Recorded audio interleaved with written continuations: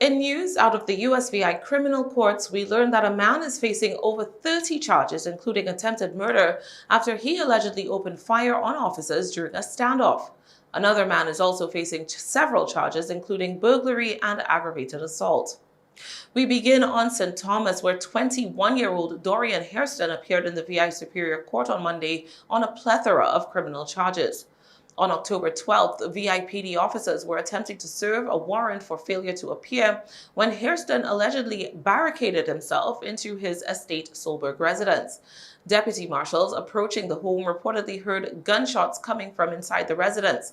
They immediately took cover for their safety and alerted other law enforcement agencies, who deployed personnel to render assistance to the beleaguered marshals. After a short standoff with local and federal government enforcement officers, Hairston was captured and taken into custody, reportedly during an attempt to flee the residence. Inside the home, police found a rifle with a mounted scope and several boxes of live ammunition, some of which appear to have been opened and the rounds inside used. At least one box of cartridges appeared to be untouched. Hairston remained in custody until Friday, when he was charged with 4 counts of first-degree attempted murder, 4 counts of second-degree attempted murder, 4 counts of first-degree assault, illegal discharge of a firearm, possession of a firearm during a crime of violence, possession of an unlicensed firearm, possession of ammunition, registration of firearms transferred from a non-dealer, first-degree reckless endangerment, aggravated assault and battery, contempt of court, interfering with officers discharging their duty, destruction of property, and disturbance of the peace, among other charges. In court on Monday, a judge ruled that Hairston would need to post his $500,000 bail in full, after which he must provide the court with a suitable third-party custodian to secure his release. If released from custody, he will be electronically monitored. Hairston is to have no contact with any of the alleged victims, is barred from leaving the St. Thomas-St. John district, and must surrender any identifying documents. He will have to report to the probation office twice weekly and is also prohibited from possessing any firearm, ammunition, or dangerous weapon. Hairston was already before the courts back in May on charges of stalking, kidnapping, and larceny, stemming from his estranged wife's complaints that she had been subjected to emotional and mental abuse, and when she moved out of the marital home, harassment by Hairston, who allegedly kept showing up at her workplace and hassling staff and customers despite several requests to desist from the woman's employer. Moving now to St. Croix, Ian Redu was arrested and charged on October 23rd for burglary in the first degree, assault in the second degree, 2 counts of third-degree assault, aggravated assault, and battery and destruction of property, after the alleged victim said that the man had violated a restraining order. Police responded to a 911 call from a man who reported that Redu had broken into his Lagrange residence and assaulted him. About 9 p.m. on October 22nd, the man said he locked up the house and went to bed. He only realized Redu was in the house with him when he heard a voice telling him that he was going to die that night. Redu was reportedly holding a tank of gas and pressed the nozzle to the man's right cheek, threatening to burn him alive.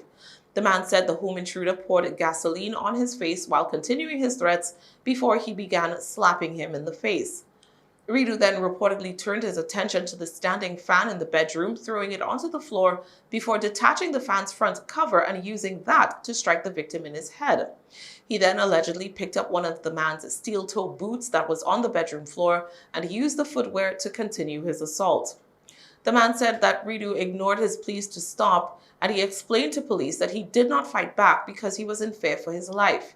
After expending his rage on the beaten man, Redu reportedly warned that he would kill him if he contacted the authorities before leaving the residence. The man said that the man who he claimed had brutally assaulted him was once his friend. He also said that this was not the first time he has endured violence at Redu's hands.